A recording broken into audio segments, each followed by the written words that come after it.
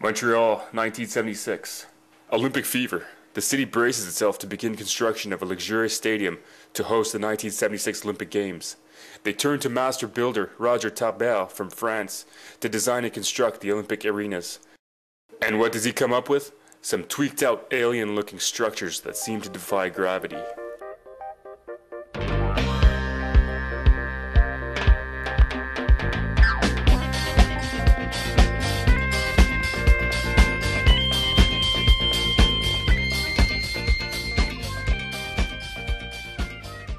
Montreal, 2006. The Big O Stadium crouches, baking in the hot sun, a testament to the trials of time, where the nations have united in the spirit of international camaraderie. People flock to witness the world's greatest athletes battle it out in a competition of wills against each other and themselves. But nestled in the protective armpit of the site, secluded in the quiet of the Olympic training grounds, lies perhaps the O's most revered structure, the pipe.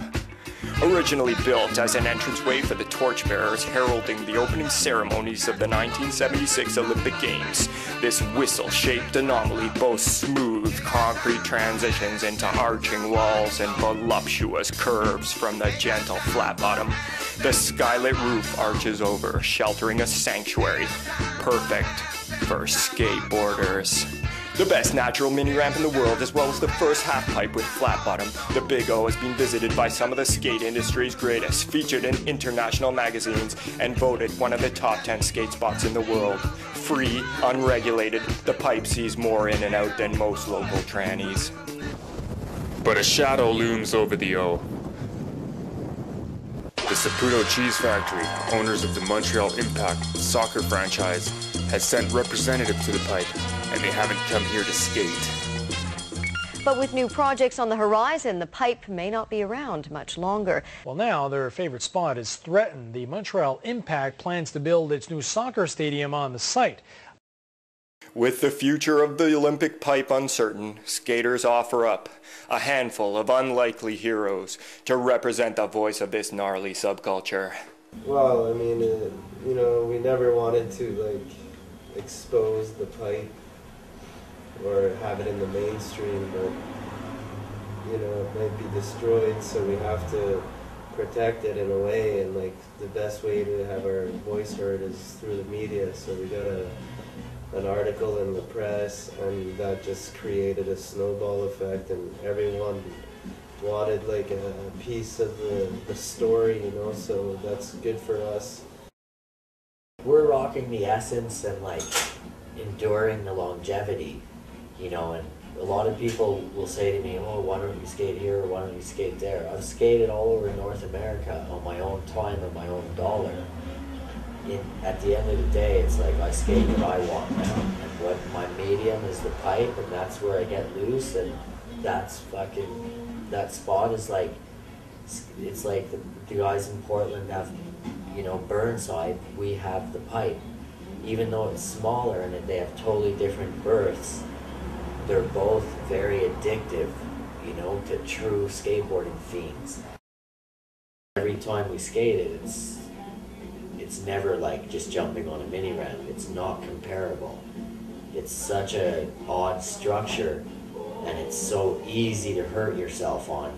That's what makes the challenge so satisfying. The fact that you could fucking split your wing or chicken wing your elbow, there's so many things that can go wrong, man, but this, you know, you learn how to slip and slide to survive at the pipe.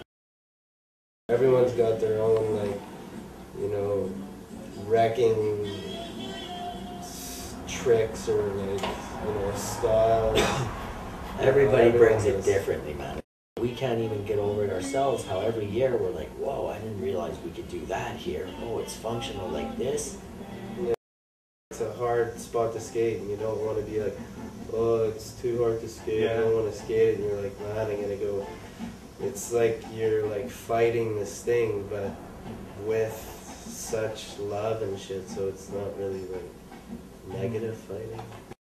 People show up to a session and we happen to be there, I happen to be there, the first thing I love is watching their impressions as they walk in, look at it, and the first thing a lot of them, I'll notice them say is, whoa, it looks so much bigger in the magazines, which is so true.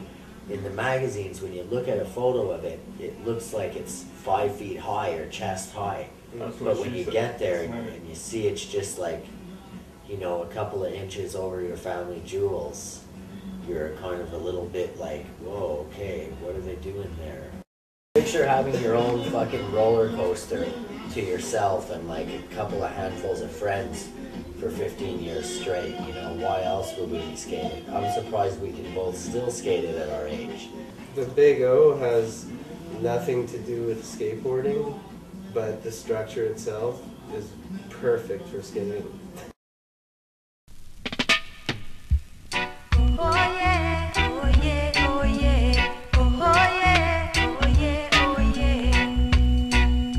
Like children of the ghetto, like children of the ghetto, to the right, to the right.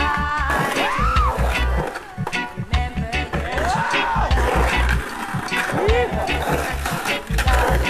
stop the fight, stop the fight, right in the light, he'll shine bright.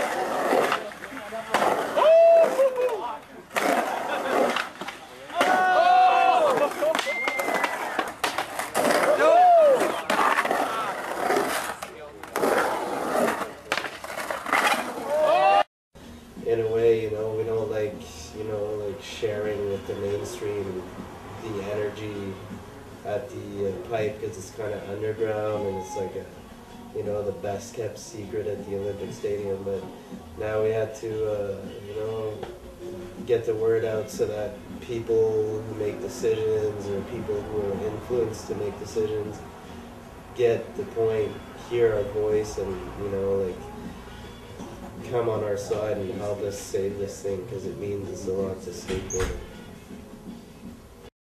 And so the pipe lives on, for now.